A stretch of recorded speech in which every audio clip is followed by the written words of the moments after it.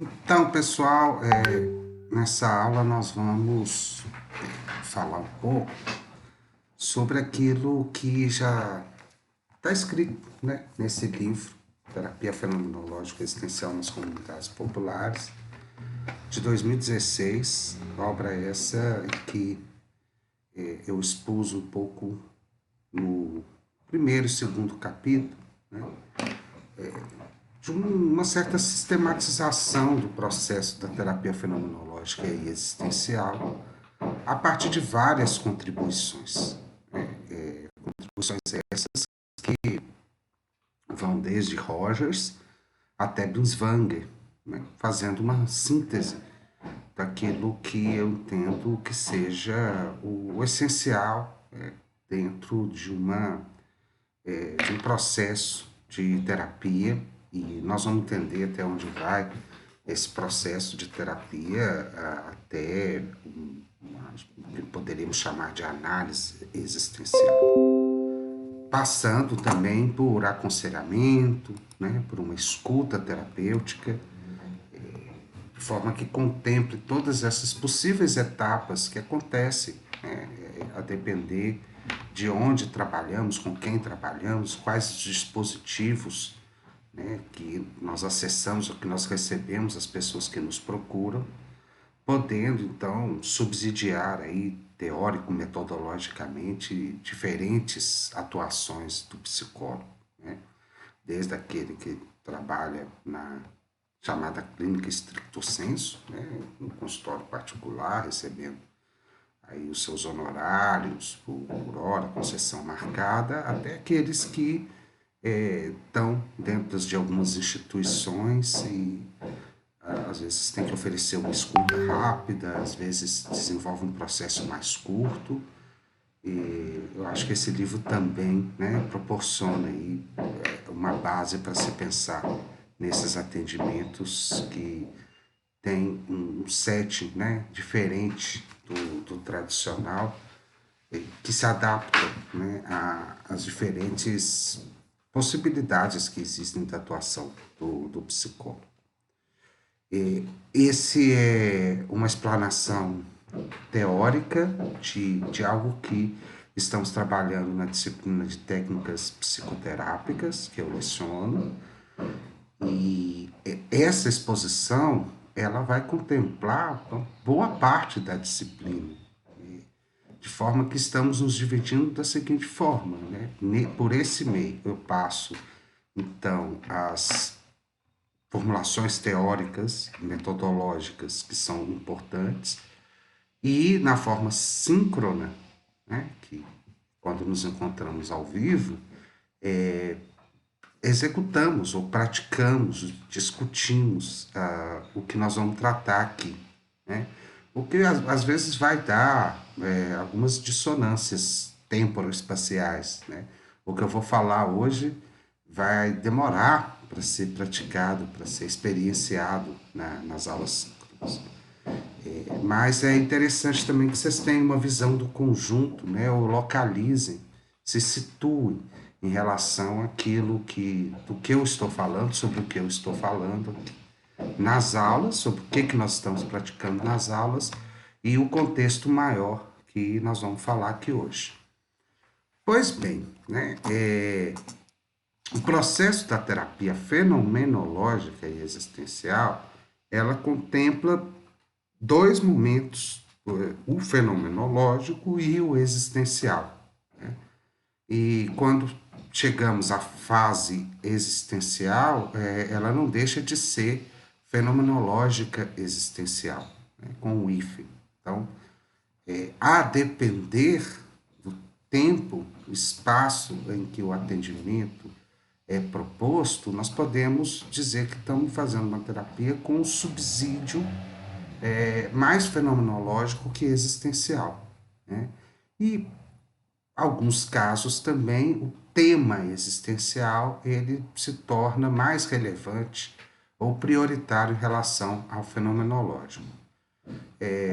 À medida que eu for explicitando essas fases do processo terapêutico, que são fases didáticas, né? Assim, não ocorrem de forma estanque, né, tampouco consecutivas, como aqui explicitado, mas devido à nossa carência mesmo, né, de recursos para poder falar daquilo que muitas das vezes não se consegue falar, explicitar totalmente, nós vamos dividir assim, de forma didática, para que vocês possam situar, né, esses elementos, mas sabendo que na prática as coisas podem se misturar de tal forma que isso que está sendo explicitado aqui, né, não ocorra tão limitado, de forma tão estanque quanto está sendo exposto, tá?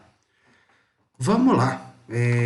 O que eu separei aqui para vocês são os momentos do processo da terapia fenomenológica existencial e vejam que aqui eles ocorrem, né, de forma consecutiva, né? Queixa, assim, a pessoa chega com uma queixa, ela expressa essa queixa se transforma em demanda, a depender do caso, veja que é um problema aqui, né? O L desceu, eu vou tentar corrigi-lo, mas um outro momento que nós chamamos de análise existencial e o último, então, que seria o desfecho desse processo.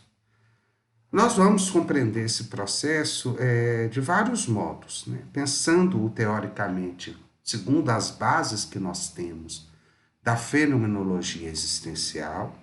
Notem que o momento da queixa, expressão da queixa, até um pouco da demanda, nós estamos utilizando mais a base conceitual da fenomenologia.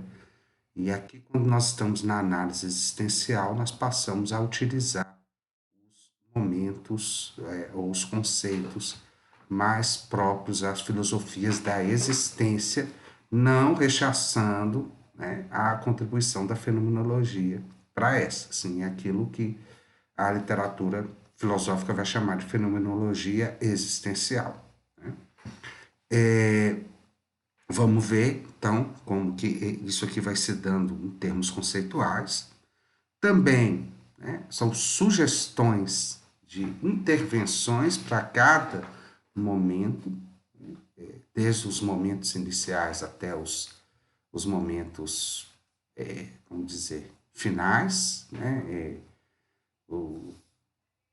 Podemos chamar os momentos mais profundos, né, do processo psicoterápico, as atitudes que esperariam ser do terapeuta para os distintos momentos e uma noção que eu acho bastante importante da gente compreender como que cada momento ele implica um determinado tipo de afetividade, que eu sublinhei bastante, né, e vou continuar sublinhando nas aulas síncronas, que a psicoterapia ela é um processo que se dá, sobretudo, de uma forma sensível, ou seja, o manejo afetivo da terapia é algo muito importante.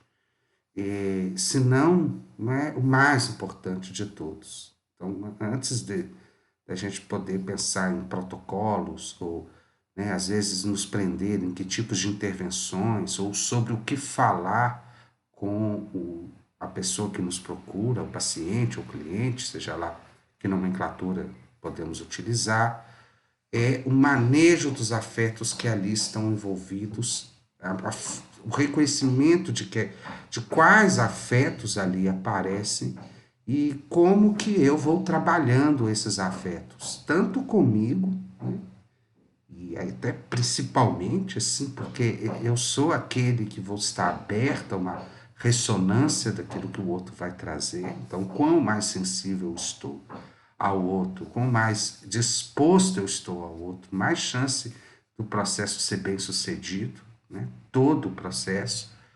E mais do que, assim, que dizer, porque, né, eu até falo muito em sala de aula, não se diz tanto do que dizer, mas a forma como se diz, o que implica o tom em que se diz, né? A maneira como que você vai exercer principalmente e sobretudo, né, esse acolhimento, né, inicial que vai, né, a depender do desenvolvimento do processo, se desenrolar em outras atitudes que você vai tomando também.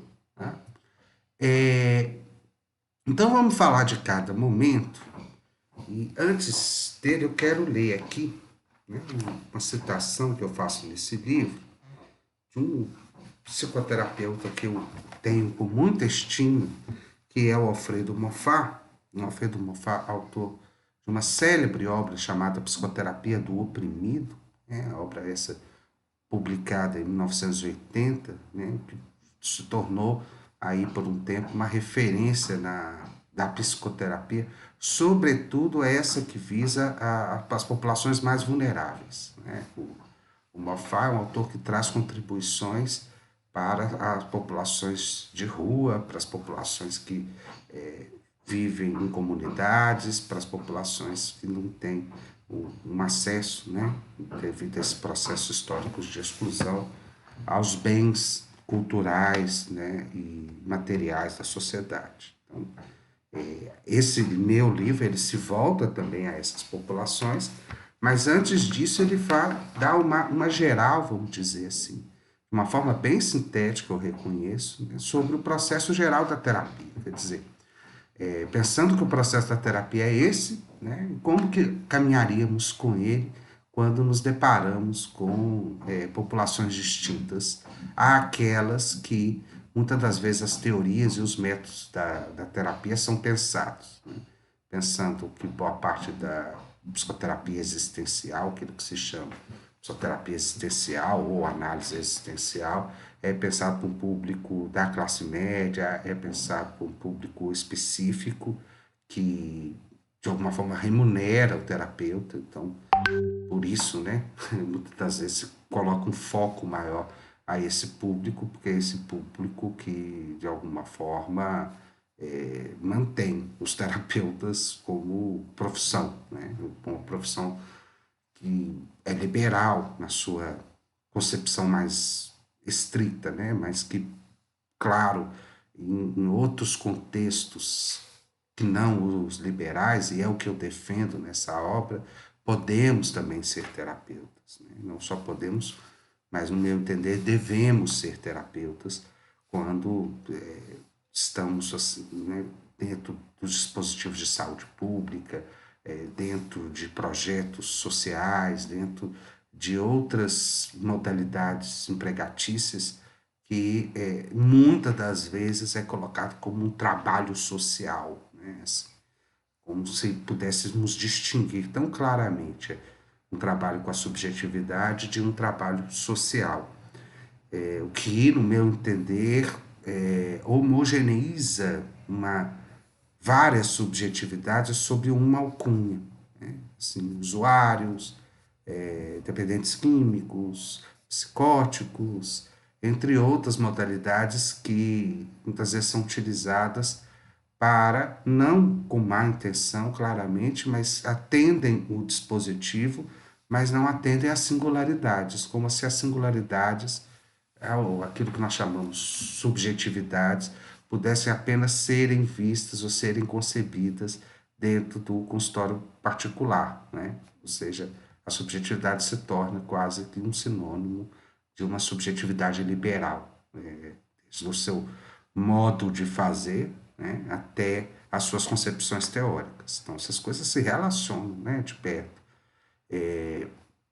Quando a gente vai, por exemplo, né, nos preparar para um atendimento numa UBS, né, ou num CAPS, as teorias que às vezes envolvem esse tipo de trabalho são teorias que apelam para a ideia do social, né, o trabalho do sociocomunitário, e não as teorias da terapia, teorias da subjetividade.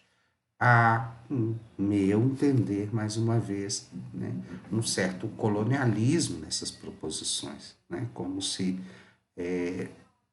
pessoas que não podem pagar pela sua subjetividade, pessoas que não possam remunerar sua singularidade no seu atendimento, não merecessem ou não pudessem ser tratadas como tal. Né? Fica isso aí para uma reflexão, para um debate que eu entendo bastante polêmico, né? Que pode ter vários outros pontos de vista e desdobramentos, mas que eu tenho defendido ao longo, né, da minha carreira como terapeuta, ao mesmo tempo incluído nas políticas públicas, incluído no trabalho com as populações mais vulneráveis.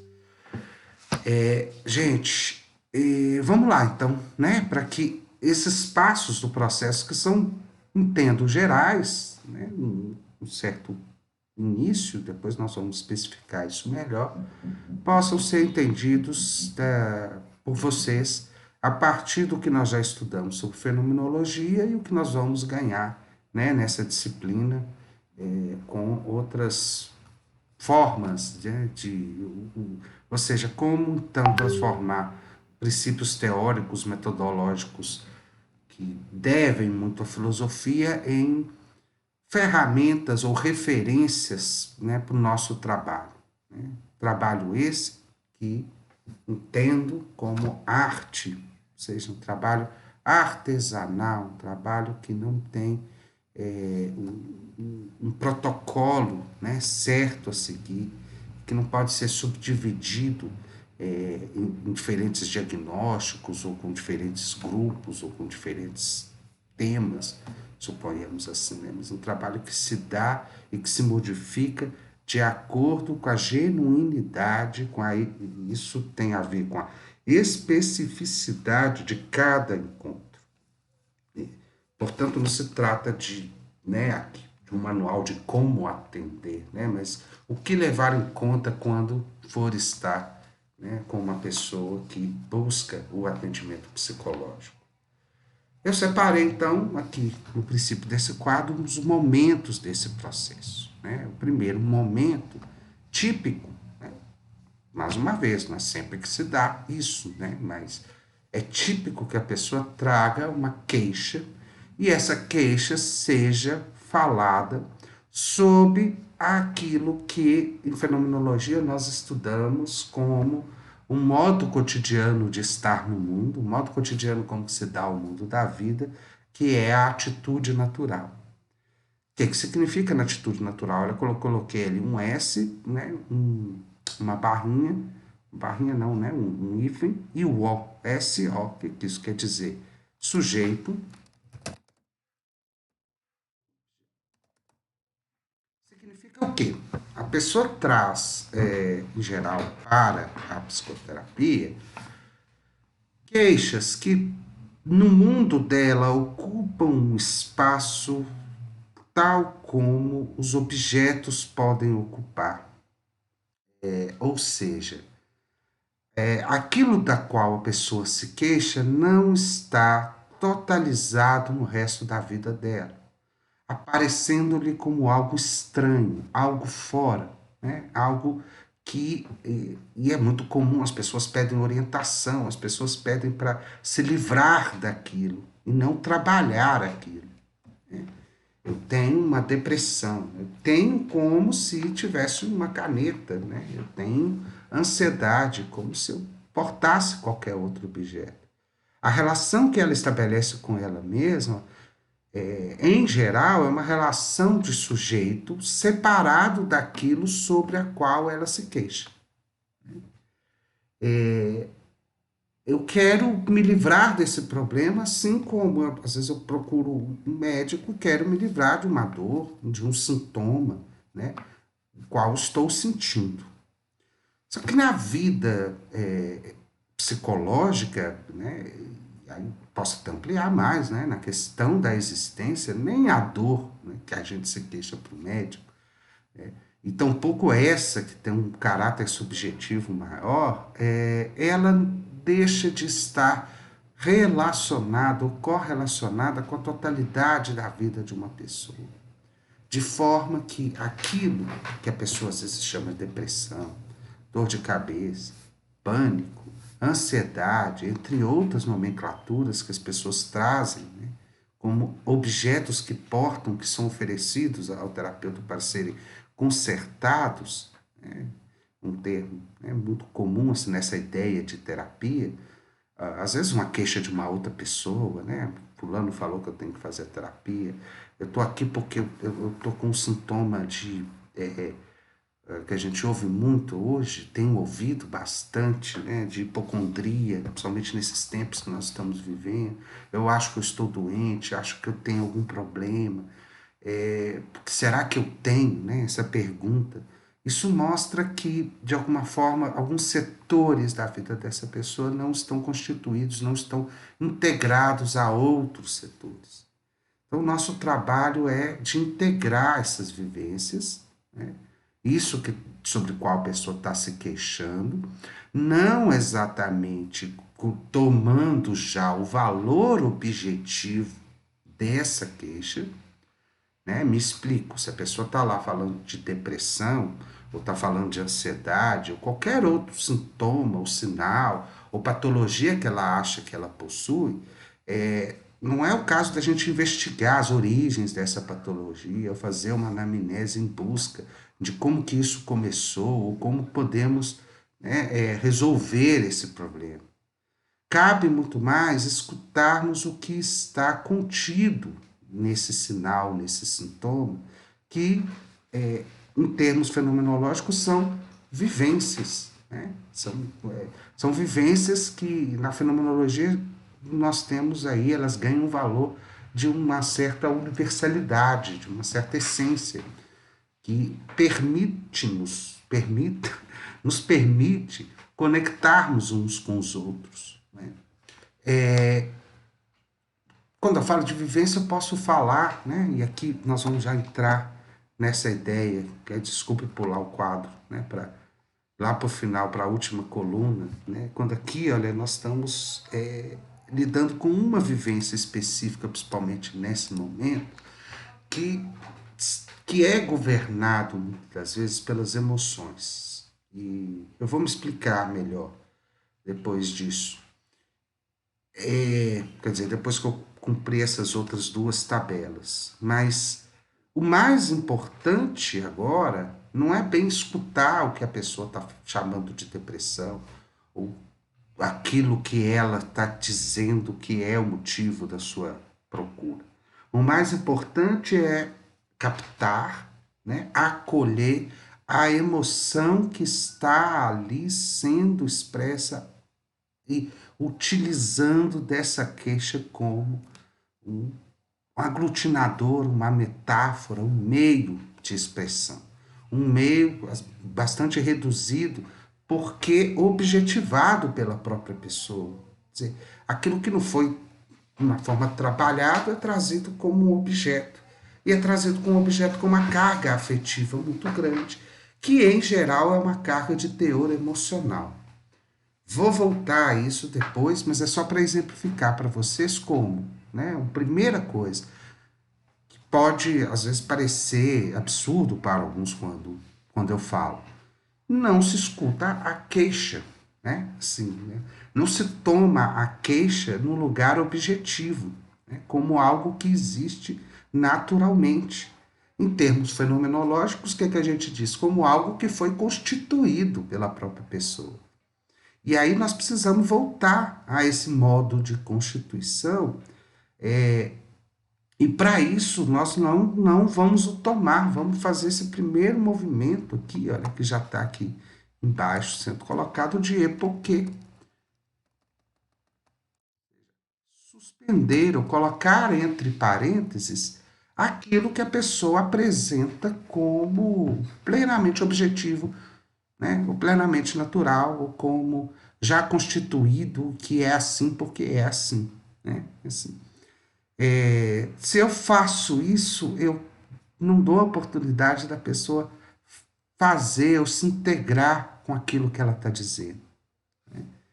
Então, qual é a minha atitude em relação a isso? Mais uma vez, estou de uma forma desobedecendo a própria sequência que eu elaborei, que eu propus. Mas eu acolho aquilo, a pessoa, eu acolho as emoções que a pessoa me expressa, mas não respondo à queixa. Né? Assim, nós não vamos fazer nada com essa para tirar essa depressão. Nós não temos resposta, nós precisamos saber primeiro que essa queixa, eu estou usando o termo depressão porque é muito comum as pessoas nos procurarem hoje, né? Falam queixando-se de depressão, mas eu tenho que saber, né, de uma forma maior possível, o que está acontecendo, né, de fato, o que está ali sendo expresso como depressão. O que essa palavra, né, e o que ela está dizendo, o que está contido nela. Então, mais do que acolher a queixa, eu acolho as emoções. Certo? Então, ali, por exemplo, no que a pessoa está falando de uma depressão, né, um pouquinho de escuta que eu utilizo, eu chego, por exemplo, numa raiva contida por alguém, né, uma raiva contida por uma pessoa, por uma situação, né, de origens diversas, seja no núcleo familiar, seja no trabalho, seja em relação a ela mesma, uma culpa. Né? E essa raiva, como outras emoções, mas principalmente raiva e medo, que são as emoções mais básicas, elas tendem, à medida que são expressas, à medida que saem da pressão essa que está contida, né, oprimida no, no mundo cotidiano dessas pessoas, e aí faço também uma ressalva ao mundo popular, né? Quantas pressões que às vezes vêm do ambiente de trabalho, pressões que vêm de uma certa vida familiar, às vezes da própria cidade, da urbanidade, do o estresse da vida urbana. À medida que elas podem ser expressas, né? À medida que elas são expressas, elas tendem a cumprir o seu ciclo biológico. Né? As emoções, elas são recursos que o organismo tem para lidar com situações, né, em que ele está ameaçado, né, ou em que ele precisa, né, de satisfazer as suas necessidades. Então, tá todo um estudo científico sobre isso, que começa com Darwin, né, do papel evolutivo das emoções, do papel de adaptação, adaptativo, melhor dizendo, né, que as emoções têm sobre os organismos. Então, eu aposto que, na medida em que eu possibilito que essa pessoa expresse as suas emoções, ela tende a, de alguma forma, melhorar. Né? Ela tende a se ampliar, ela tende a sair desse momento da queixa. E é já disso que eu estou falando aqui embaixo. Olha, ela está saindo desse lugar de sujeito-objeto para chegar, né, numa outra atitude, né, uma atitude fenomenológica, em que ela já entende, ou ela vai entendendo que aquilo qual ela primeiro se queixou, ela mesma se constituiu. E muitas das vezes ela até esquece das palavras, primeiras queixas, para poder adentrar outros universos, outras camadas, né, da sua, das suas questões. Mas isso só ocorre se eu libero as emoções, se eu possibilito que as emoções fluam, né? E aqui, olha, na coluna de intervenções, eu coloco aqui uma dica importante, né? Uma dica que é dada da contribuição muito forte, né? Muito significativa para as psicoterapias do Carl Rogers. O Carl Rogers, ele, além de falar nas atitudes básicas, que nós vamos trabalhar nesse curso ainda em um outro momento, né? Atitude de empatia, atitude de congruência, de consideração positiva e incondicional, que ela deve estar contida aqui nesse acolhimento. Ele propõe tipos de intervenções que vão em direção àquilo que a pessoa está falando, né? E não exatamente, né, tratar como um objeto aquilo sobre o qual ela fala. Então, uma diferença aí sutil, mas muito importante, né? Quando a pessoa me fala sobre alguma coisa, eu não vou apontar aquilo sobre o que ela está falando, mas como ela fala sobre essa coisa. Eu reflito com ela, isso aqui é uma dica muito simples, né? Eu resumo para ela aquilo que ela acabou de me falar, por exemplo. E isso se eu tiver, né, mais do que simplesmente falar aquilo que ela me disse de forma mecânica, não se trata disso, né?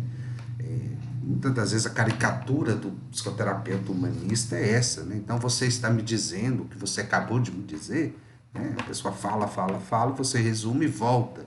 Não é só isso que funciona, né? É como eu passo uma atitude acolhedora, que é sensível, né? Falei já para vocês na aula síncrona sobre esse tom, essa harmonia que eu tenho que ter, né? De voz, de postura, de criar um ambiente em que a pessoa se sinta realmente acolhida. Só isso pode mudar até o padrão, né? Até, ela pode só com isso esquecer a queixa, né? Já falar desse acolhimento, já de alguma forma se sentir liberada para poder se expressar da maneira que ela se sinta melhor, né? Com menos censura possível. Por isso nós temos que estar muito preparados para ouvir coisas fortes, né? Que nem sempre, na maioria das vezes, nos transforma em atos, né? Mas uma vez uma paciente me ensinou uma coisa muito importante, lá no início da minha carreira, né? Que eu ficava muito preocupado com as pessoas que falavam sobre suicídio ou com ideações suicidas, e ela me ensinou, falou, olha, eu não quero falar que eu vou me matar, eu não vou me matar, eu quero falar da minha vontade de me matar. Eu acolho essa possibilidade, eu acolho essa expressão, sem fazer dela um julgamento, né? Sem colocar ali uma tapa, sem colocar ali um sinal de alguma outra coisa. Eu acolho porque a situação que a pessoa está vivendo, ela ressoa em mim. De alguma forma, eu consigo captar que dentro daquela situação que ela está me relatando, dentro daquilo que ela está vivendo, pensar em morrer, pensar em se matar é possível, né? É algo que poderia acontecer comigo, é algo que é próprio da vivência humana, e não algo destacado, algo como se fosse ideação suicida, risco de alguma coisa, né? Para a gente tirar um pouco essa pretensão diagnóstica ou investigativa que às vezes temos em demasia, que não permite acolher exatamente aquilo que está sendo dito, ou exatamente o quadro que a pessoa está vivendo. Porque sem uma expressão primeira, sem ela poder falar que, às vezes outros falam o contrário, falam que querem botar fogo na casa, falam que quer matar todo mundo, falam que não está aguentando mais viver daquela forma, etc, etc. Eu acolhendo isso, eu consigo chegar em outras camadas, né? Eu acolhendo com ressonância. E agora eu lembrei que eu falei para vocês de uma citação que eu vou citá-la, né? Do Alfredo Moffat. Ele faz o seguinte, que no compromisso terapêutico nós temos que aprofundar no profundo poço onde está o paciente, mas com uma corda, né? A corda é o método, a técnica. Então, ajudá-lo a subir, em lugar de gritar lá de cima, né? Sai do poço, que aqui brilha o sol. Em geral, o conselho popular, né? É o conselho que a gente ouve assim, não fica triste, não. Sai daí, isso aí, para de pensar bobagem, por exemplo, quando a pessoa, né, quer falar que vai morrer, quando a pessoa quer falar que vai matar, para de pensar bobagem, pensa positivo, isso vai passar. Não é isso que é terapêutico, num certo sentido. É meter-se junto com ela, é ir onde ela está. Então, o acolhimento tem a ver com essa ressonância afetiva que eu levo até a pessoa.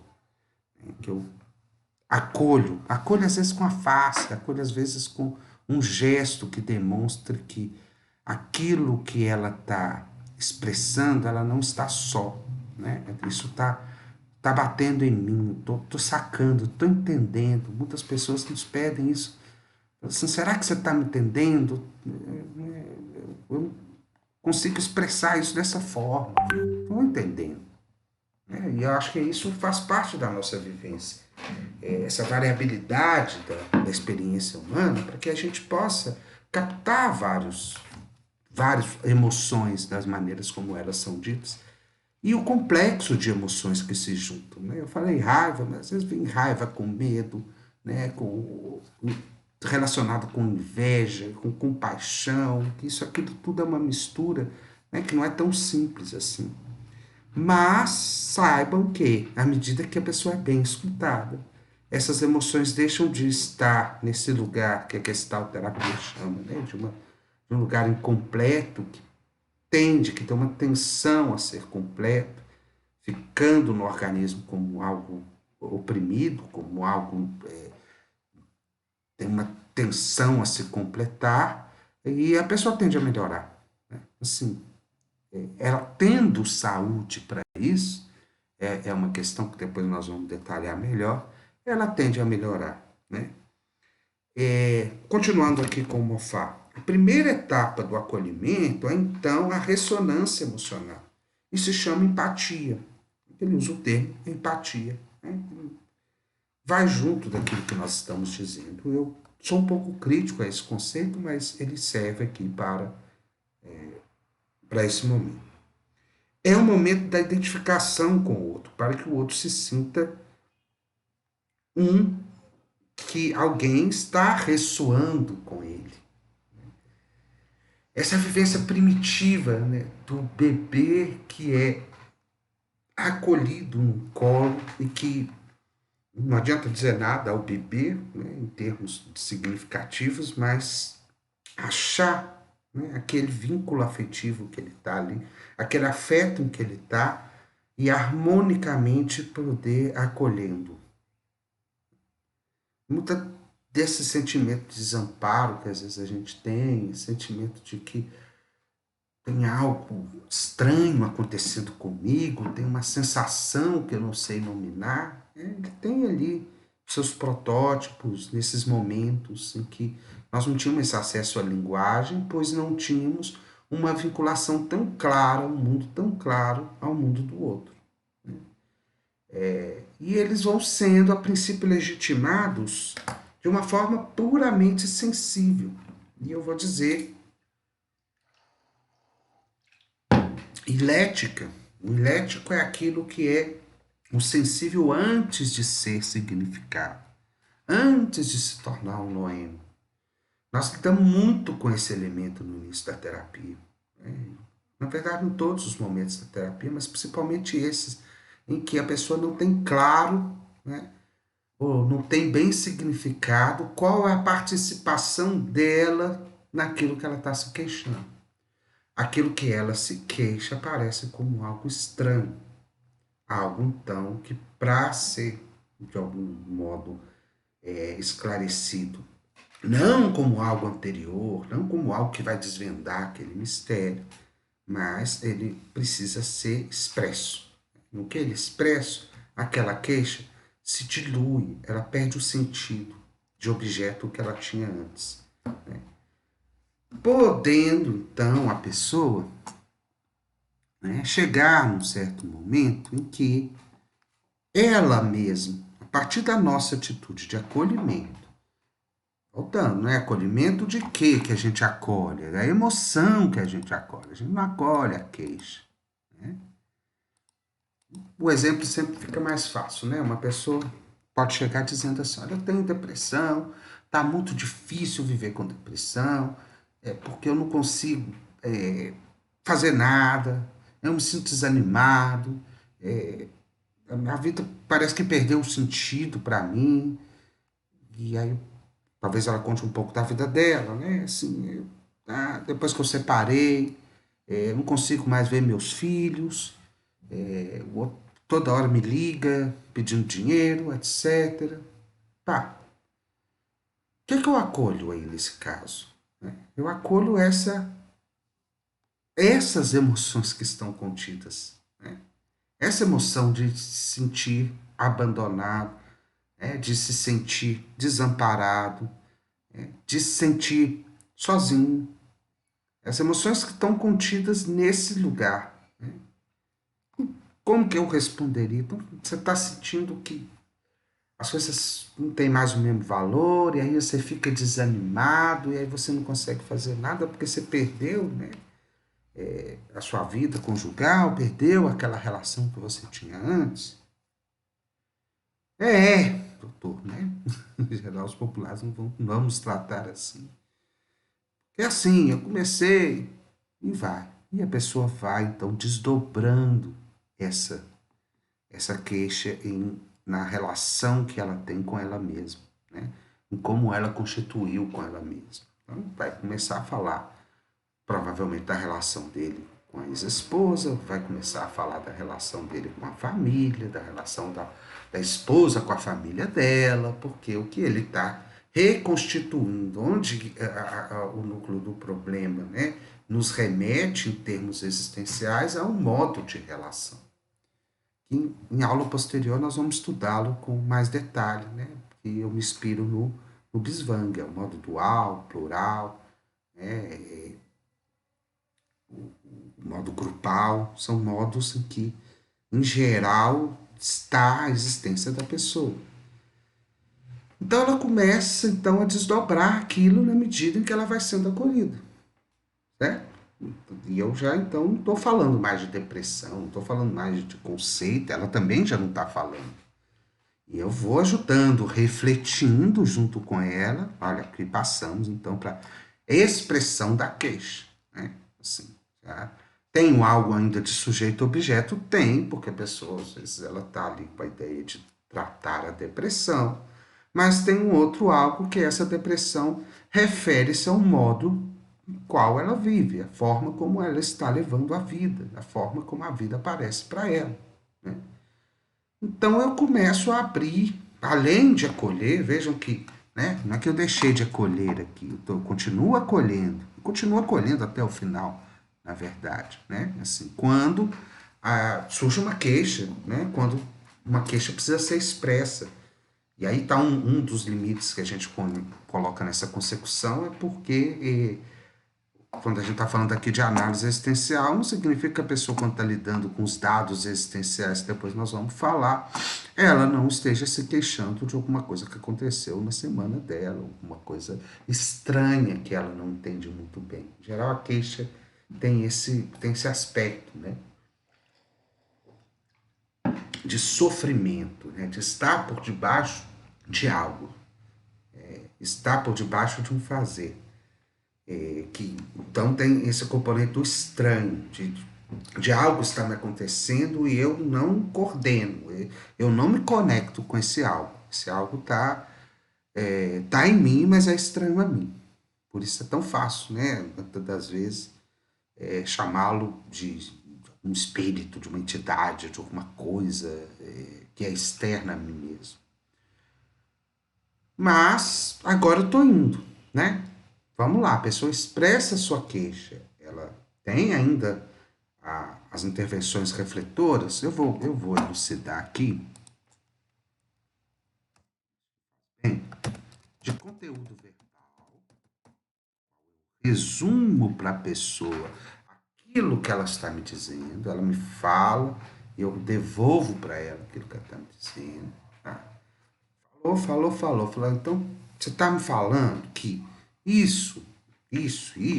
Então, peço tanto a confirmação dela. Tá? Assim, é isso mesmo?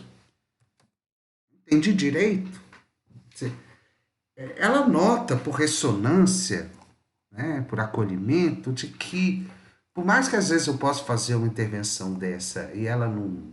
A pessoa falar, não, não é isso, né? Ela vai notar o seu esforço de estar junto com ela nesse momento. O que mais vale nessa hora é a sua atitude de acolhimento, a sua tentativa de estar ali como diria o Moffat, né? No fundo do poço, junto com ela. E isso dá para ela um conforto. Né? Embora você falou isso, a pessoa, não é isso, é isso, e vai. Né? Tende a ir falando.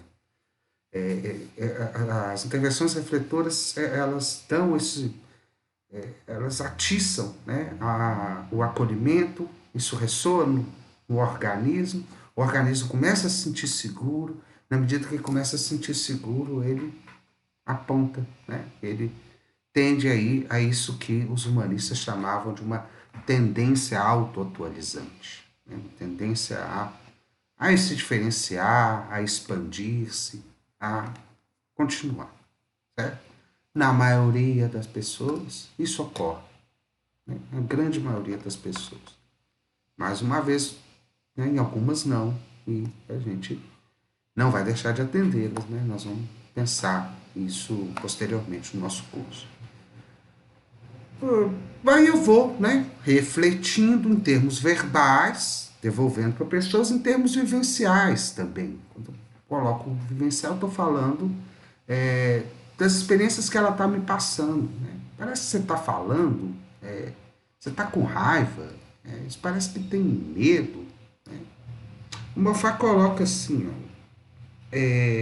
se o outro tem medo, o terapeuta evoca seus próprios medos para compreender os medos do outro. E se está triste, as próprias tristezas. Gente, nós somos tão humano quanto qualquer outro humano que a gente encontra.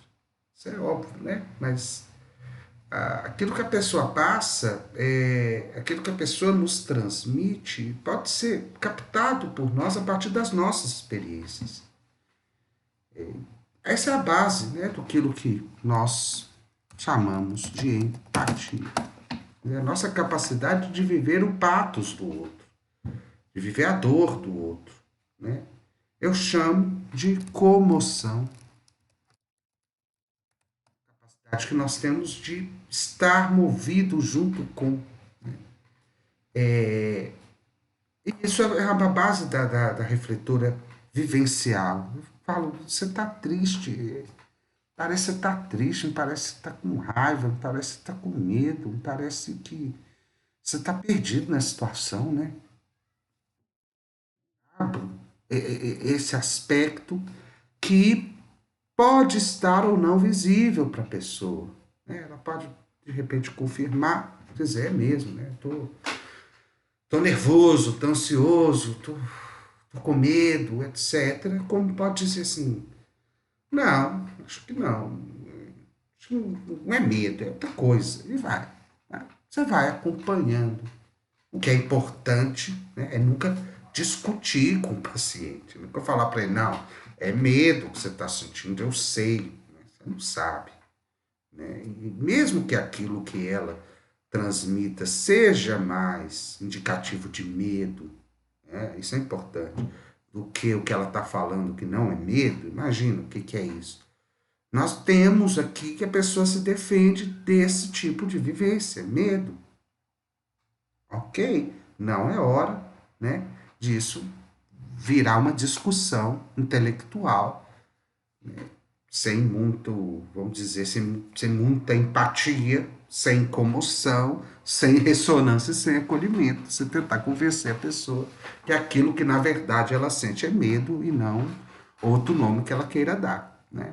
Trata-se de mostrar esse esforço de estar junto. Beleza. Aí, à medida que a queixa vai sendo expressa, a pessoa vai ampliando, ela vai se relacionando, e aqui eu coloco, além das intervenções refletoras, eu coloco a ampliação do núcleo comum. O que quer dizer esse tipo de intervenção? Ela é aquilo que, na verdade, demonstra, né, à pessoa em que aquilo que ela está vivendo, ou seja, a maneira como ela se relaciona com o mundo, que começa a ser desvendada à medida que ela expressa a queixa, aparecem outras situações. Né? ela se mostra, né? Eu vou dar um exemplo aqui que está no livro, ela se mostra relacionando-se com o mundo de uma forma típica. Né? E isso implica na sua liberdade, ou seja, ou, se quiserem, antes disso, para usar um termo mais fenomenológico, na sua intencionalidade, que não é a maneira como a pessoa pensa que vai agir, é a relação de sentido que ela estabelece com as coisas. Eu vou dar um exemplo aqui. Deixa eu ver se eu acho que a pessoa então fala.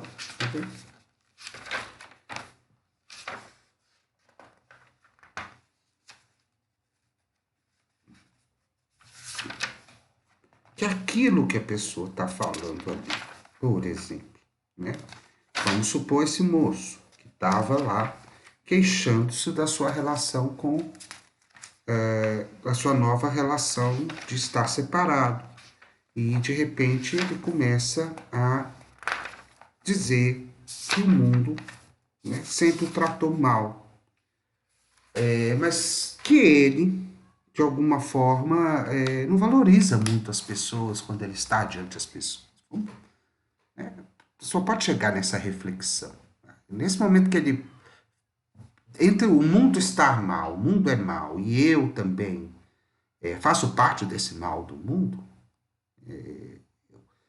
eu tenho uma relação com o mundo que possibilita que o mal apareça, em que ele então reconhece que ele não valorizava muito a relação com a esposa enquanto estava com ela. E aí ele, enfim, em um outro momento ele fala do trabalho, ele fala de uma amizade, e aí é o momento de você pensar assim, será que você também valoriza as suas amizades? É um ponto. Ou eu posso também fazer uma adversação, ou seja, parece que você valoriza mais as amizades, né, em termos biswangerianos. No caso, né, pensando, a pessoa é mais das relações grupais, né, assim, no grupo, então ele prefere, por exemplo, sair, né, do que ficar em casa, do que a relação íntima com sua esposa. Pá!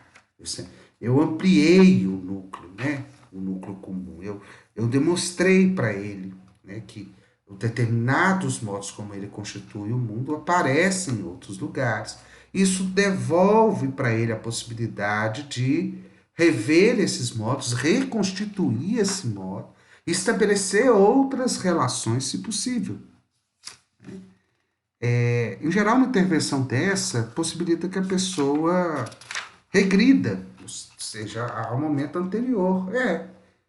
Eu concordo com o que você me disse, mas era assim lá em casa. Meu pai era assim com a minha mãe. Sempre fui muito bem tratado em casa, nunca me faltou nada. Então eu acho que eu não valorizei minha mãe, tudo que ela fez por mim. Opa, né? Estamos ampliando, estamos chegando a quê? Ao modo como esse sujeito constitui o mundo dele.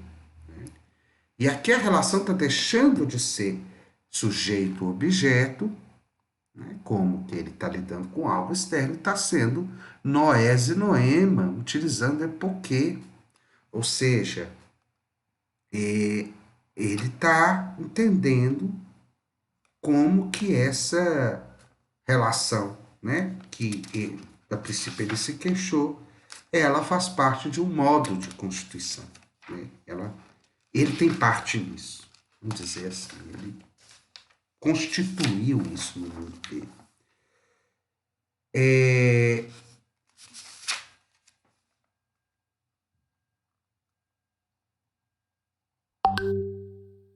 Aqui, ó, achei o que eu queria colocar. Uma pessoa me diz o seguinte, fala, sinto que o meu trabalho é uma rotina só, não faço nada mais de novo, não aprendo nada, não cresço em nada. Já tem muito tempo que eu estou no mesmo lugar, fazendo as mesmas coisas, e nada acontece. Esse é o ponto. Daí vou me sentindo cansado, exausto. Não só lá, mas os lugares que frequento também. Para a vida social está tudo muito ruim. Né? Vamos lá, eu digo.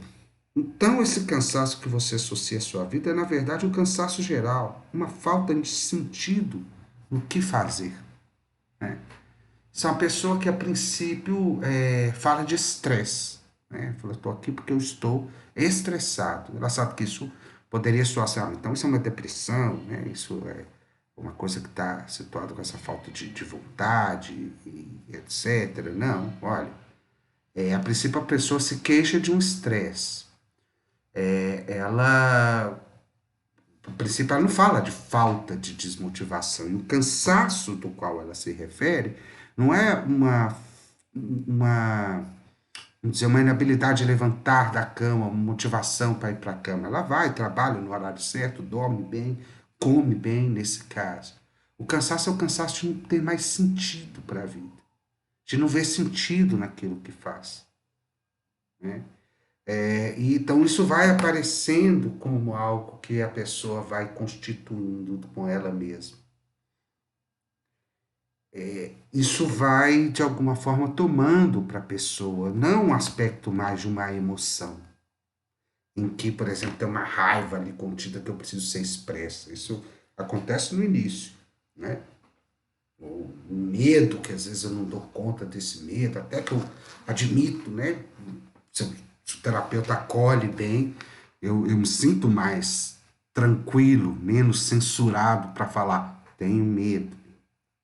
Agora está falando de uma relação dela, né? De um jeito, ela está admitindo que aquilo que está acontecendo, o trabalho, né,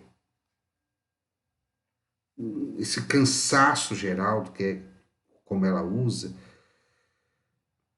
e ele tem a ver com a falta de sentido. O trabalho não tem mais sentido, né? No princípio isso não aparecia, no princípio era um estresse, a princípio apareciam os tremores, a princípio apareciam umas ansiedades, a, essa pessoa mesmo, né, a pessoa real, vamos chamar assim, aparecia problemas, eczemas na pele, eram várias queixas somáticas, né, que foram sendo trabalhadas. Primeiro expressou-se a raiva, que a princípio ela remeteu ao chefe, depois ela foi revendo essa relação com o chefe. A coisa, tanto foi se acomodando, não era uma grande questão mais, mas em determinado momento ela expressou essa raiva do chefe, depois falou um pouco de um remorso que tinha de ex-relações, até que o momento que ela se depara, então, que a vida está perdendo o sentido naquilo que ele está trabalhando. Ele gostaria, talvez, de não trabalhar mais. Aqui nós já estamos migrando, olha, para outro lugar, que vai muito junto, né? A queixa, a expressão da queixa, nós já estamos na demanda. Como é que é? Tipo, o que eu faço? O que eu vou achar sentido? Será que o que eu fazia era legal? Como que eu cheguei a esse trabalho? Por que eu escolhi esse trabalho? Eram as possibilidades que eu tinha? Existiam outros trabalhos? Na verdade, eu gostaria de ter feito. Veja, tem emoção, tá? Emoção como esse algo imediato que precisa ser cumprido, medo e raiva, tem, mas ela não domina a fala da pessoa a ponto de se deslocar numa queixa específica com um objeto e aparecer como esse algo estranho, né? Não integrado. A pessoa, nesse momento que ela começa a questionar o sentido do trabalho, o sentido que o trabalho tem para ela, e começa até perceber no mundo a falta de sentido de outras coisas também, ou não, pode falar assim, a minha vida familiar vai legal, mas eu não gosto do meu trabalho, eu não vejo sentido no meu trabalho. Ela está lidando com a intencionalidade dela, com a liberdade que ela tem de escolher o mundo dela, de dar sentido a esse mundo.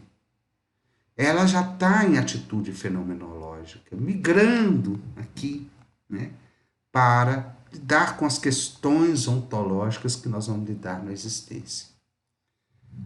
Nesse momento, as intervenções são várias, né? Eu vou colocar algumas aqui.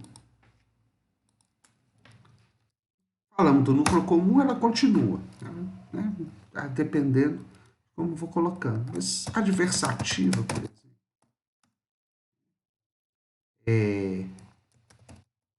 Começa aqui desafios, começa aqui esse lugar, né, de analogias. O que é isso, né? A adversativa diz assim, você fala que não tem sentido a sua vida do trabalho, mas, né, você me falou que seu trabalho dá um ganho financeiro interessante. Eita, né? Temos que lidar com esse mas, né? Esse mas se complementa, assim, posso então reintegrar, dizer assim, é mesmo, vou desistir de pegar, de achar sentido no trabalho, né? Mas esse sentido, essa falta de sentido no fazer mesmo o trabalho, compensa-se com um ganho financeiro. E é um limite que muitas pessoas, né, lidam com ele. Ou seja, porque foram empregados em certo tipo de trabalho que não fazem muito sentido para ela, mas ela precisa daquele trabalho para manter suas contas em dia. Não vão vender realizar totalmente, integralmente no trabalho, mas lidar com alguns limites que o sistema social impõe. Eu preciso desse trabalho para viver, esse é um trabalho difícil, etc. Mas, e aí nós vamos no mas. Adversar significa isso, né?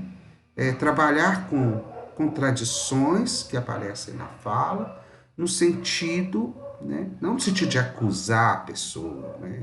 De dizer para ela que ela é incoerente. Tem que tomar muito cuidado com isso. Você está sendo incoerente, você está sendo falso. Não se trata disso. Todos nós somos incoerentes e falsos, porque essa integração total conosco mesmo, pelo menos aqui nesse paradigma que nós lidamos, não existe. Né? A gente lida como a gente vai lidar aqui nos dados existenciais, o principal que está aqui, ó, é a morte. Nos coloca em contato com a finitude, que nos coloca em contato com o limite, que nos coloca em contato com nada. Nós não vamos nos integrar, nos achar totalmente.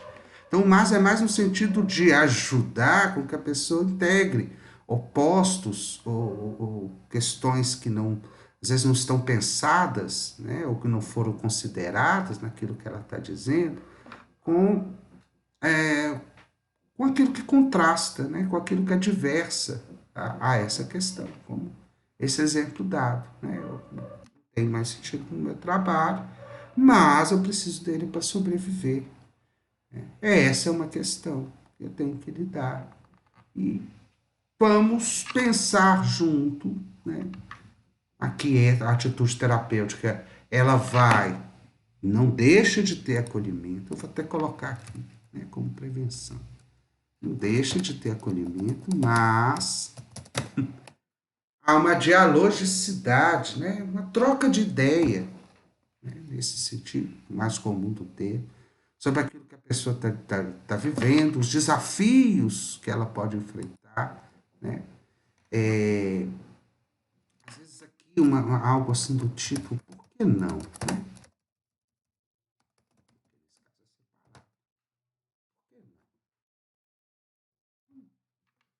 Tem a esse, agora eu acho que eu gosto dela, não sei que ligo para ela. Por que você não coloca ali algumas questões que podem provocar, podem eliciar, podem preencher alguns espaços que, né, não estão seguros, né? Pessoas às vezes falam, dá categorias ou formas prejuiciosas, isso é espanhol, né? Ou preconceituosas, não no sentido de nenhum juízo de valor, né? Mas ela já tem um conceito de que, por exemplo, ele não pode ligar para esse, né? Por que não ligaria? Falei, essa possibilidade de ligar para esse. Pode de colocá-lo, né, para pensar ou refletir, sentir, na verdade, acho que o termo mais apropriado, algumas situações na qual ele está limitado. Né? Um dos princípios da psicoterapia existencial, e veja, aqui nós estamos chegando em psicoterapia, olha, acolhimento, expressão da queixa, terapia demanda. Nesse lugar da demanda, nós estamos fazendo terapia. Isso é importante. da gente pensar, porque até aquele momento ali nós estamos no início, nós estamos acolhendo, nós estamos já no limite do que podemos chamar de acolhimento psicológico, ou podemos chamar de aconselhamento também.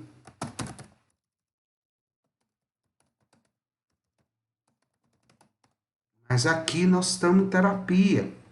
E a terapia existencial ela tem um sentido, né, de abrir as possibilidades daquilo que está limitado, né? Abrir outras possibilidades daquilo que se apresenta restrito, né? Ampliar o espectro de liberdade. Ampliando o espectro de liberdade, eu promovo uma vivência da angústia, por um lado, mais segura, né? Que assim, não ligar para ele significa um vazio, um espaço em branco, uma insegurança com a qual eu não quero lidar. Enfrentar e lhe dar conta dessa angústia é ampliar o espectro da liberdade. E eu não estou falando, né, de ligar ou não ligar para eles, mas pensar nessa possibilidade, né, não só da forma negativa ou positiva, né, pode acontecer também. Não, mas eu tenho que ligar para ela. Por que que você tem? Da mesma forma, né? Quando os conceitos eles surgem em um bloco muito pesado, condensado, como um juízo que limita ou descreve como o mundo deveria ser, é importante se colocar ali, né, adversar, colocando às vezes um desafio. Mas por que não? Mas por que isso? Você não gostaria? E se você fizesse tal coisa? O que, que poderia acontecer? Você está servindo de ponte para a pessoa lidar com esse vazio, né?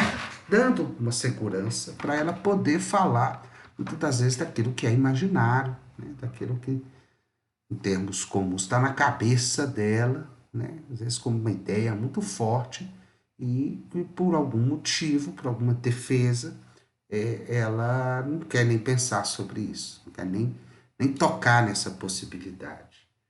Então isso vai junto, né? As analogias também. Quer dizer, aqui, às vezes dá uns exemplos, né? Coisas que podem, que acontecem conosco, que às vezes acontecem com outras pessoas, e que ela não está tão sozinha assim nas vivências dela, no modo como ela se constituiu, por exemplo, né? Ou que aquilo que ela está dizendo que é muito sem saída, o que é muito determinado, pode não ser assim, porque de alguma forma isso acontece, mas as outras pessoas encontram saídas, né? O que está aí implícito? É que eu estou, né, em termos afetivos, não só trabalhando as emoções, que continuam às vezes ali como um pano de fundo, mas as emoções elas abastecem as vivências. Vivência é uma coisa mais elaborada, tá? Depois a gente pode aprofundar um pouco nisso, na fenomenologia da afetividade, mas nós estamos lidando, sobretudo, com o afeto que liga a pessoa a outras pessoas e a valores, né? A grande diferença entre emoção e sentimento é que se a emoção ela não se liga a nada em termos de valores, suponhamos a raiva. A raiva ela precisa ser expressa, né? Simplesmente. Eu posso ter raiva de uma pessoa que eu amo. Né? Amar, ou isso que eu chamo de amor, é um sentimento, não uma emoção. A paixão é mais próxima à emoção, embora haja uma polêmica, né?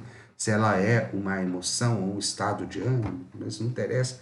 De toda forma, ela é mais próxima à emoção do que o que a gente chama de amor. Quando eu estou apaixonado, eu posso estar acidentalmente apaixonado por alguém. Acontece, né? Depois de um tempo, eu vou falar assim, nossa, né? Por que eu fui me apaixonar por essa pessoa? Amar, esse trabalho contínuo de amar, não.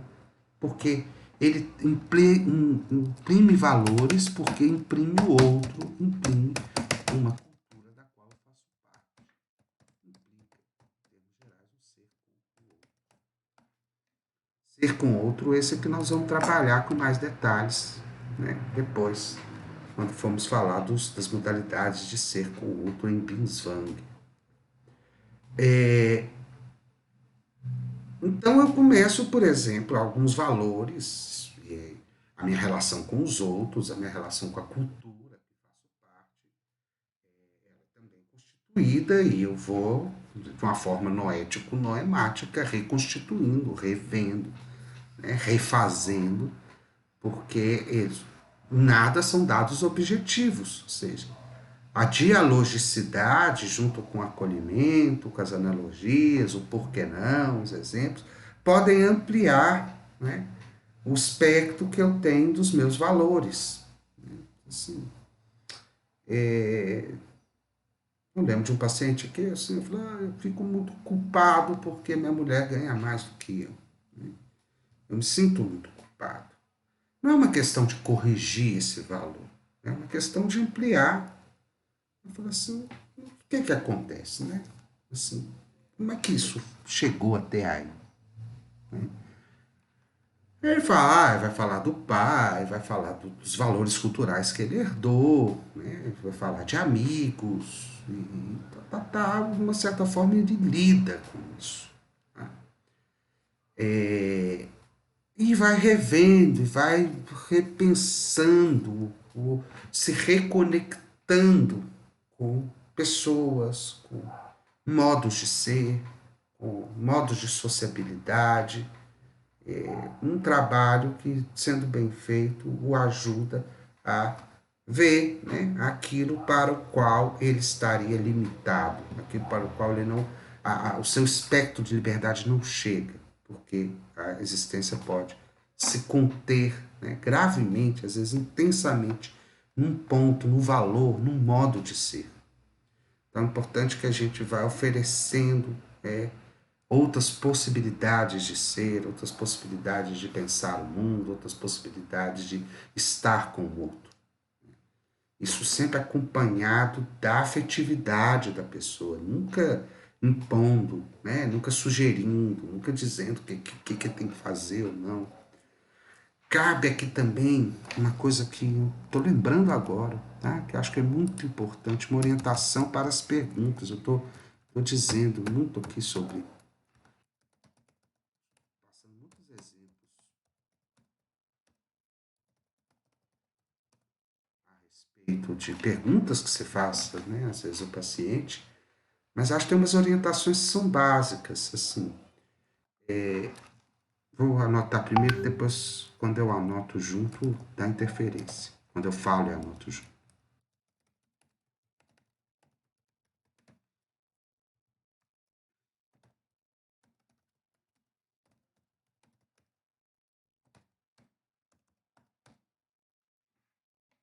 O princípio é isso, tá?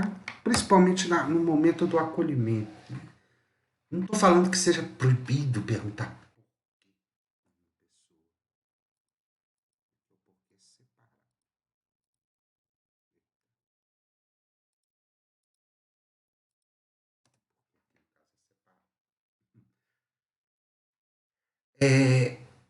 O como me remete mais aos processos, né? Me remete mais àquilo que eu estou vivendo, me remete a como eu vivo, qual a qualidade daquilo que eu estou vivendo, porque ele pode sugerir encontrar uma causa, encontrar algo que determine aquilo que eu estou vivendo.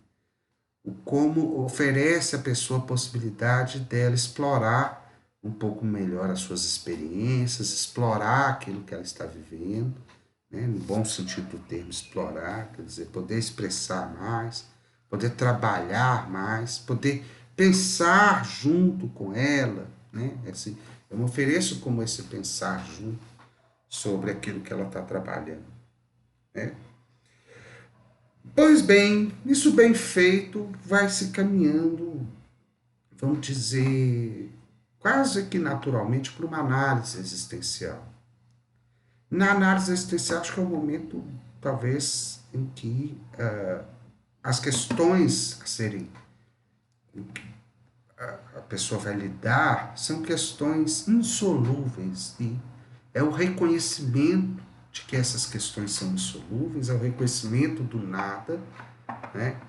que vai junto ao reconhecimento da minha liberdade, e que soa, às vezes, né, como um lamento legítimo, um lamento genuíno, com choros, com problemas que são vivenciados profundamente e que estão no pano de fundo quando a gente chega, né, nesse lugar.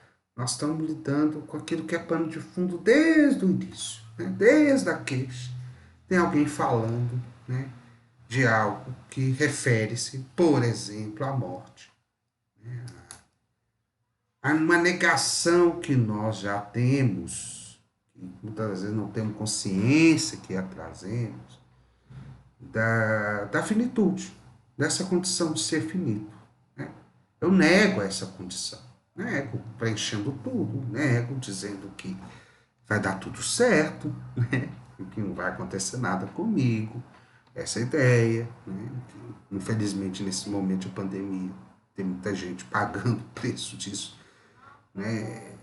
É terrível, porque quando o presidente vende remédios, né, que não curam a doença, ele atinge esse tipo de pessoas que tendem a negar a finitude.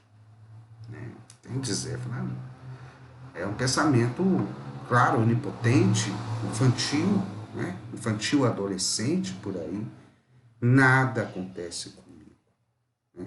Eu estou protegido, seja por um Deus, né? Seja por mim mesmo, seja por uma superstição, um objeto, para dizer a morte não me atinge, mas a morte vem do nada. Isso a dificuldade de lidar com a morte é a dificuldade de lidar com nada, né? Que não tem um sentido que totalize isso. Quer dizer, isso me remete a cuidar de quê? Da angústia do existir, da angústia ontológica, que prioritariamente é uma angústia sobre a ausência de sentido, né, essencial da vida. Quer dizer, não que a vida não precisa estar condenada a não ter sentido, mas eu sou condenado a dar sentido à vida, mesmo sabendo que esse sentido não é o último, que ele resolva, que ele totalize toda a minha vida. Existir essa arte de ter um lugar seguro, que eu creio, né, uma atitude natural de que tenho aquilo como familiar, como base, ao mesmo tempo enfrentar a insegurança, projetar-me para fora, existir como, né, alguém que vai se fazendo à medida que vai sendo. E isso significa correr riscos, isso significa não ter bem definido o que fazer, como ser, o que para onde vamos, né? Um certo equilíbrio entre essas duas facetas da segurança do solo, né, e do voo, que a gente vai aprendendo a lidar na vida. Muito solo, né, do Kierkegaard, né? Muita alienação ali no finito me leva a não projetar, né? Querer sempre o seguro, a querer sempre uma restrição em algum lugar, não possibilitando que eu me projete para algo novo, que eu refaça um determinado valor, que eu modifique alguma coisa. Por outro lado, só vou sem esse solo, né? Sem essa base necessária para viver, me coloca em risco, né? Me coloca frente a situações próximas a uma finitude, a uma morte precoce, por exemplo, né? Ou a danos a mim, a terceiros. A vida é um certo equilíbrio entre essas, entre um sistema que nos ampara, né? O princípio é o sistema familiar, o sistema cultural do qual a gente já faz parte, no qual estamos metidos, e as transformações possíveis a partir desse sistema. Agora, o equilíbrio perfeito disso não existe também.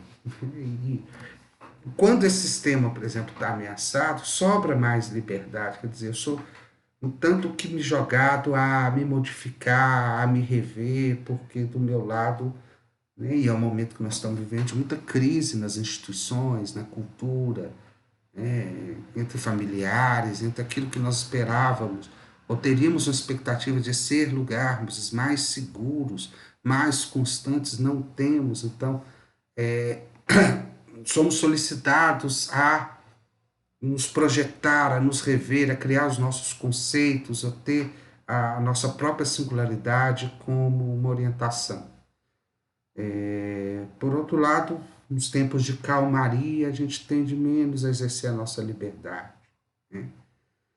São lugares que não têm solução.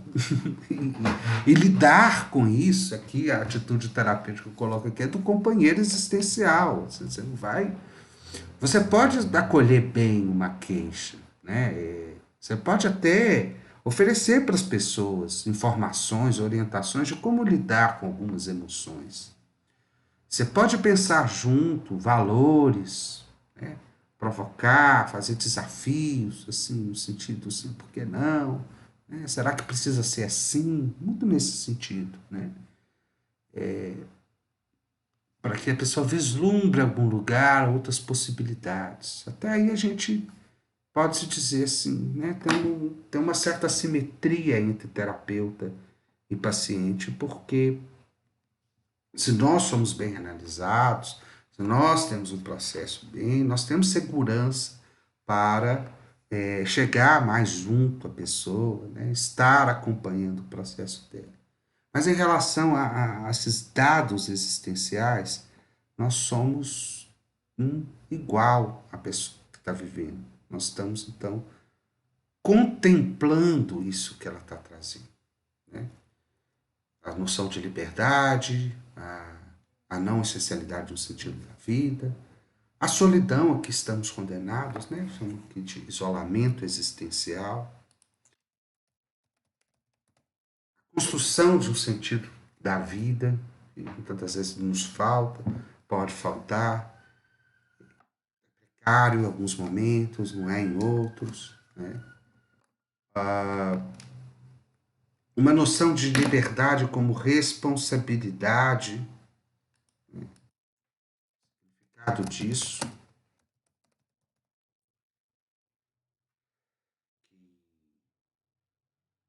Não significa, por exemplo, né? Às vezes se confunde responsabilidade quer dizer culpa. Não, é pelo contrário, a maioria das coisas que nós somos responsáveis, somos habilitados a responder, são coisas que nós não geramos, né?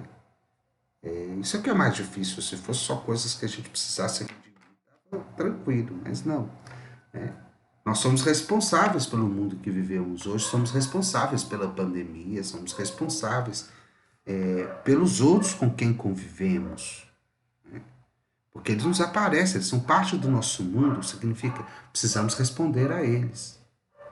E às vezes alguns momentos são muito marcantes, muito fortes, do tipo, eu sou responsável agora por uma família enlutada, eu sou responsável agora por lidar com uma situação econômica ruim, eu sou responsável por lidar, né, com esse cenário social que nós estamos vivendo. E isso me obriga a responder de algum modo. Essa é a questão. Né? E nem sempre é confortável responder. E bom, sim. Né? O que é que nós vamos fazer? Nós vamos acompanhar, nós vamos contemplar esse vazio junto, né? Oferecendo a nossa mão aqui, ó, né? De companheiro existencial a essa pessoa que agora não está fugindo do vazio, ela está lidando com o vazio, ela está lidando com a morte que aparece em todos esses dados da existência. E nós vamos junto com ela, ajudando a falar, né, sobre isso, ou possibilitando que ela nomeie isso com que ela agora está lidando. Aqui, muitas das vezes, né, se a pessoa tem alguma fé, ou ela vai poder falar do sentido religioso da vida, não é algo também que a gente vai intervir, vai, embora a terapia seja laica, né, no seu sentido, nós não vamos falar para ela, não acredite nisso, não fale disso, que não tem sentido, não. Ela está justamente achando, né, um lugar para poder totalizar ou dar um sentido integral a tudo que ela viveu. Isso é humano, extremamente humano, demasiadamente humano, né? Ela buscar um mito, buscar alguma coisa que suporte esse vazio, que dê o resto de sentido ao resto da vida. Isso se, no momento, né, em que ela esteja aqui vivendo de fato a angústia ontológica. Nós temos que tomar cuidado, que às vezes isso aparece, né, como no momento da queixa, por exemplo, um mito pode aparecer como um mecanismo de defesa para não lidar com aquela emoção, né? Da mesma forma, nós não vamos corrigir esse mito, falar que ela está falseando, que aquilo é inadequado, etc. Nós vamos permitir que essa emoção flua e que ela mesma vá, né? Isso em geral acontece notando a contradição entre os determinados valores que vão começar a aparecer aqui e a expressão de determinadas emoções. Isso sempre acontece, né? Independente de ter um mito, uma religião por detrás. Porque, em geral, aquilo com o qual a pessoa se queixa, aquilo que foi transformado em objeto, que não foi integrado, não foi integrado porque entrou em conflito com o modo de ser do mundo que a pessoa se propôs, restrito em termos do alcance que ela tinha a determinadas experiências, às quais elas não se sente responsável e, portanto, livre para poder responder. Então, aquela dor de cabeça que aparecia ali era uma inabilidade da pessoa lidar, por exemplo, com conflito. Ela aprendeu que não se discute com as pessoas, né? Suponhamos. Não se discute. Se a pessoa começa a discutir, você deve agradá-la. Suponha que a gente chega nesse núcleo de valores. Você pergunta, mas por que não pode discutir? É sempre assim? Tem que tomar muito cuidado com isso, né? Para a pessoa também não se defender, mas você vai aos pouquinhos possibilitando que essa pessoa ela possa rever seus valores. Né? Você dando acolhimento, você possibilitando um vínculo legal, né? Você não forçando, não. Acho que tem uma coisa que é importante, né? Observe aqui, o legal seria eu andando. Nós temos um vínculo, né? Esse dedo do vínculo, e esse é o dedo da intervenção. Se você só se vincula e não intervém, a terapia vai parando. Ela vai deixando de ter sentido para a pessoa. Se você intervém antes de vincular, você invade a pessoa. A pessoa se sente invadida, ela tende a se defender ou até sair da terapia, dependendo do caso. Se você acompanha as duas coisas, você dá um lugar de segurança que a pessoa vai sentir para poder rever alguns valores, algumas ideias que ela, né, esses valores são expressos em ideias, não uma crença disfuncional, tá, gente? São valores, são projetos de ser, são modos de ser no mundo, não é simplesmente uma crença, não é tão simples assim. Assim, por exemplo, eu não entro em discussão com os outros. Isso está conectado a uma criação católica. Isso está conectado com o modo de se estruturar no mundo. Isso está conectado com uma família extensa, né, que tem um patriarca, que tem uma matriarca que vivem pseudamente em harmonia. Então o conflito sempre foi naquela família de alguma forma apaziguado, uma família que sempre passou pano, e a pessoa entendeu, projetou-se assim no mundo. Isso é muito importante para ela. Embora agora né, esteja precisando ser revisto, porque, suponhamos, essa pessoa está passando por uma situação em que ela precisaria expressar algumas emoções que ela não consegue, porque não se entra em conflito com pessoas, e essas emoções, aquilo que ela pode expressar, dão a ela um sintoma somático, uma dor de cabeça, né, um problema intestinal. Isso, a princípio, é expresso como raiva, a raiva é atribuída àquela pessoa. Depois que ela falou da raiva, depois que ela se sentiu acolhida na raiva, expressou com segurança, imagina que essa pessoa que aprendeu tem como valor não se entra em conflito, ela tem raiva acumulada. Né? Isso é uma equação tranquila de se perceber. Agora ela começa então a se sentir segura para. Será que pode entrar em conflito com as outras pessoas? Com que recursos que eu vou? Né? O que é o diálogo? O que é uma conversa? E aí nós vamos pensando junto, acompanhando esse processo que vai se desenrolando e se desenvolve na maioria dos seres humanos, né? Na saúde que os seres humanos têm. Depois que eu revi, então, não se entra em conflito com outras pessoas, posso chegar aqui na morte, né? Porque não se entra em conflito com outras pessoas, porque no final das contas podemos morrer, podemos ali nos bastar. Mas eu chego num dado aqui, esses dados existenciais são retirados do Irving Yalom, né? Psicoterapeuta existencial, outro que inspira, né? Essa juntada que eu fiz nesse livro, pode estar muito presente essa ideia de isolamento existencial. Você lidar com a própria solidão, né? Lidar-se como alguém separado do outro, para poder expressar um conflito, para poder lidar com um diálogo adverso. Né? Isso vai sendo, então, trabalhado no final, né?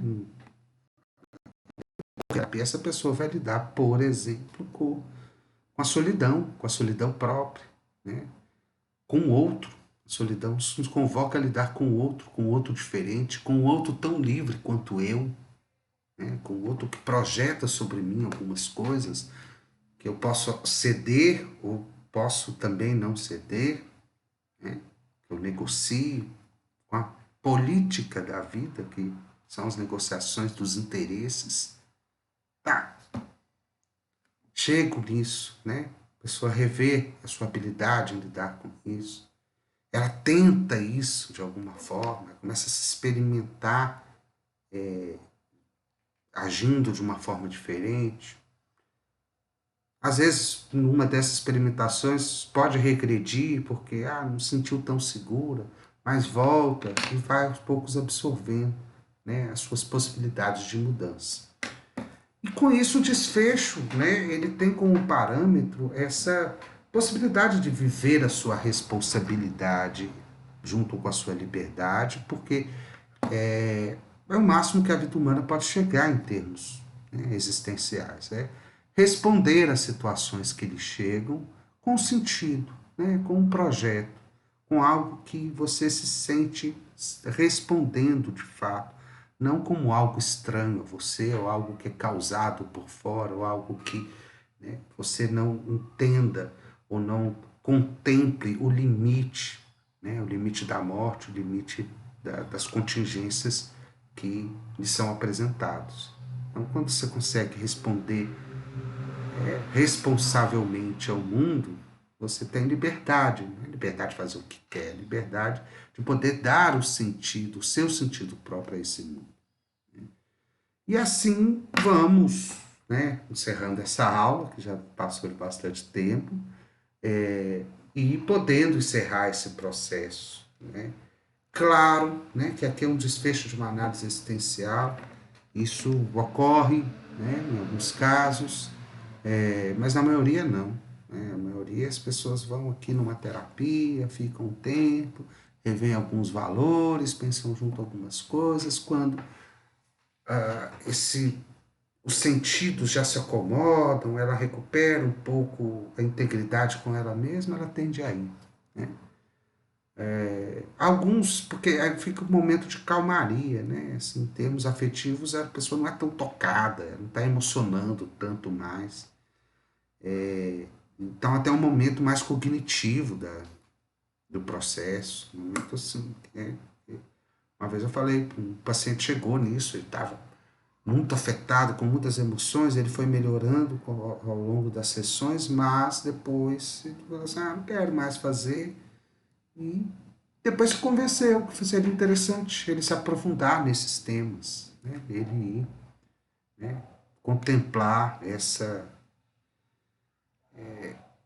sua liberdade, esses limites que muitas das vezes são tamponados por coisas, por entretenimento, né, por distrações, por às vezes uma fé mal trabalhada, né, por um mito. Então a pessoa começa a rever sua fé, rever seus valores mais profundos, querendo apresentar-se, recriar-se. Outra coisa que precisa ser levado em conta é que, em alguns casos, a pessoa chega em análise existencial, né? Não porque é mais amadurecida ou melhor do que outros, mas porque lida, por alguma circunstância da vida, com a morte real, a morte próxima, né? Assim, isso pode ser que já aconteceu muitas vezes na minha clínica. Você fala assim, deu com a morte real, ela vai vir com a emoção de luto, de perda, né, de choro, de raiva, tudo misturado. Não, às vezes ela já viveu isso, ela já passou por esse processo e ela está lidando com a morte. Né? Ela quer lidar com o sentido da vida, quer lidar com os problemas mais, vamos dizer, fundamentais da condição humana. Acontece, né? Pouco mais raro, mas pode acontecer. Em geral, um conto com esse dado, né, com a morte, com o nada, ele é muito desestabilizador, né, porque ele tira esse horizonte de familiaridade, tira essa atitude natural, né, familiar em que nós estamos nela, que nos soa, que nos dá a expectativa de que tudo vai acontecer da melhor forma possível, entre aspas, de que vai dar tudo certo, né? Que tá tudo certo, tá tudo desenhado, tá tudo nas mãos de Deus, né? Mas não tá. Né? Falar para vocês que, de alguma forma, o nada nos invade, a morte nos provoca. Né? A existência humana ela tem um destino trágico, né? Ela é uma condenação a não se completar da maneira como ela se propôs. Então, lidar com, primeiro, as emoções que isso evoca é muito importante, para lidar com as vivências, com os valores que isso ameaça, né? Rever, assim, às vezes a ideia de que tudo vai dar certo, de que tudo tem um fundamento, de que tudo está em ordem, é algo que permanece da pessoa, embora a vida dela tenha sido ameaçada, às vezes como o único amparo que ela tem, ela não abre mão desses valores, para ela poder lidar com o vazio da existência, para poder aceitar os limites existenciais e dentro desses limites ela poder reconstruir-se, né, ou refazer-se. Isso é muito humano, né? Essa capacidade que nós temos de nos recriar, nos refazer, de nos inovar todo o tempo. É isso. Vou então postar essa aula agora e a gente se fala, né, sincronicamente na próxima quinta-feira. Tá? As pessoas que não são dessa disciplina sejam bem-vindas, né? Pode deixar comentários aí, se quiser, dúvidas. Tamo aí. Um abraço para todo mundo.